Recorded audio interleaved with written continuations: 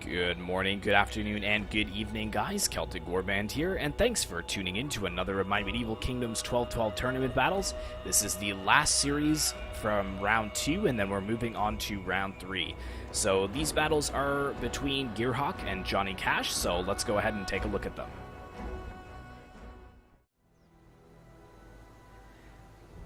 Alright, so this is the first battle between GEARHAWK and Johnny Cash, and we're looking at GEARHAWK's army first. He is playing as the Swiss Waldstadt, and he's spent a lot of money on his cavalry. He's bringing the best cavalry that I think Switzerland can field, the late period Swiss nobles, and he has 4 units of them. For his mainline infantry, he has 2 units of copper shields in the center, and then on either side he has 2 units of swordsmen of Zurich, so 4 total. In the very front lines, he has 4 units of crossbow militia. And then right in the back here, he's got 1 unit of the Zurich halberdiers with 2 units of the Zähringer Siltron sergeants, so 2 pikemen. He's got 1 unit of Zähringer spear militia, and he's got the dismounted general's bodyguard as well. And we've got Mr. Pointy Hat joining us in the battle today. So there he stands.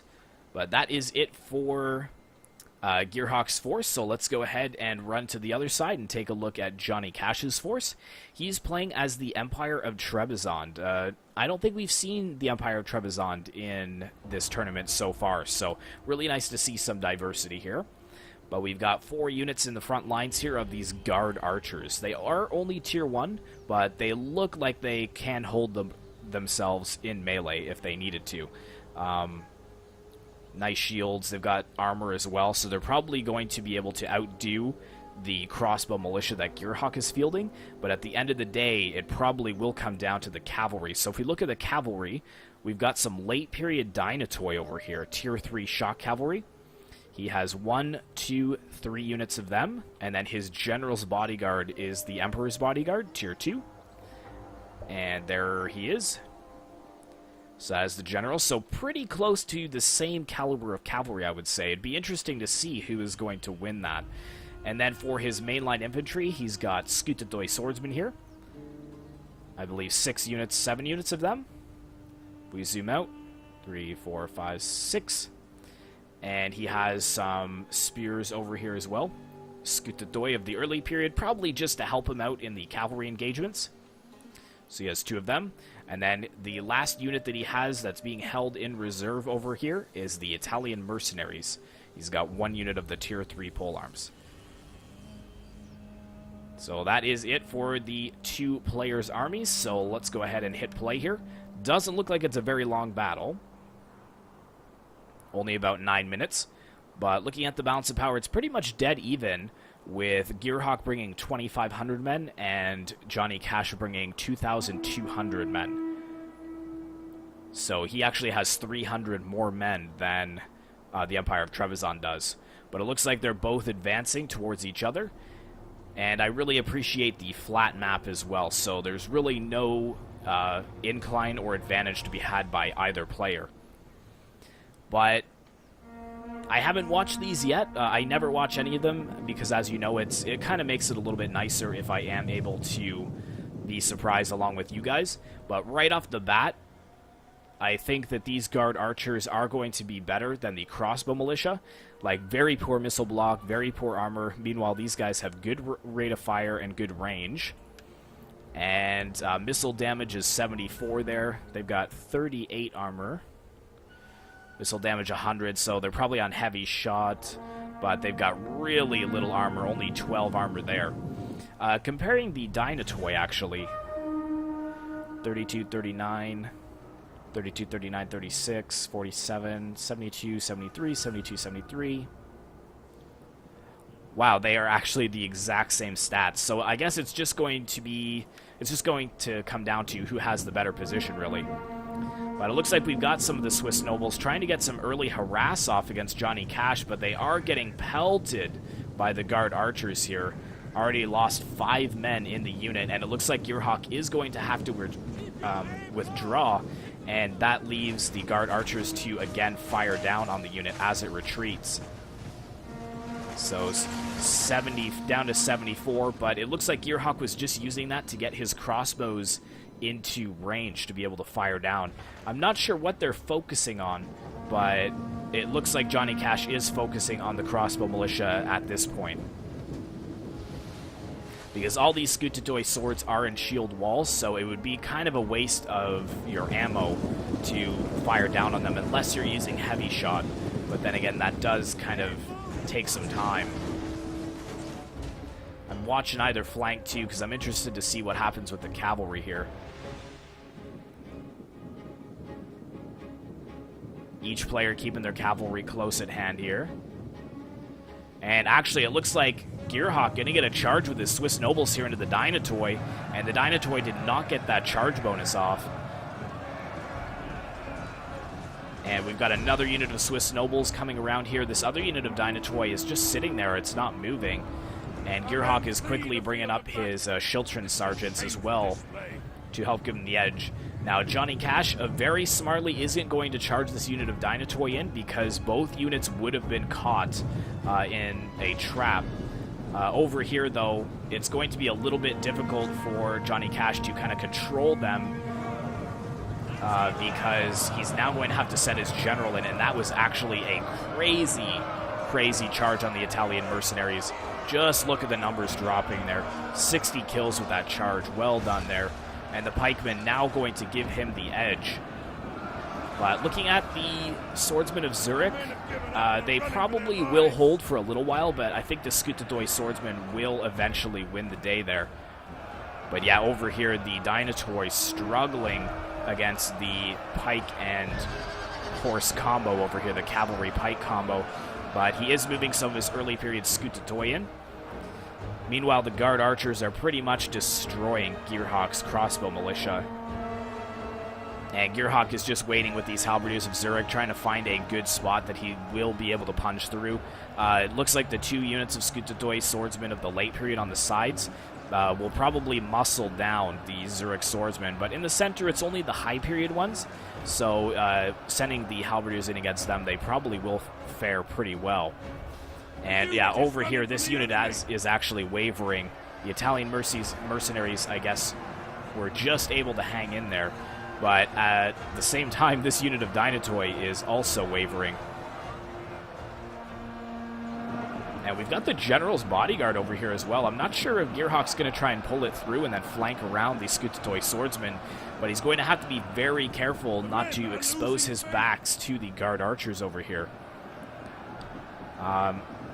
It looks like they do have the brace tactic there, so that is going to give them a little bit of help.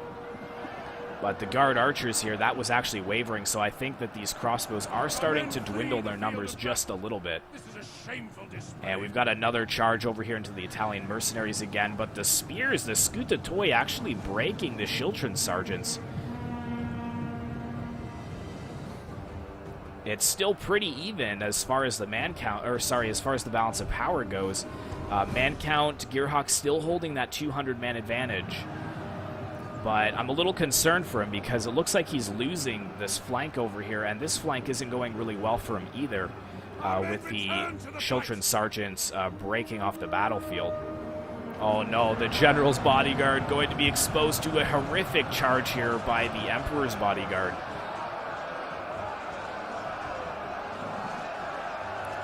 Yeah, numbers starting to drop there.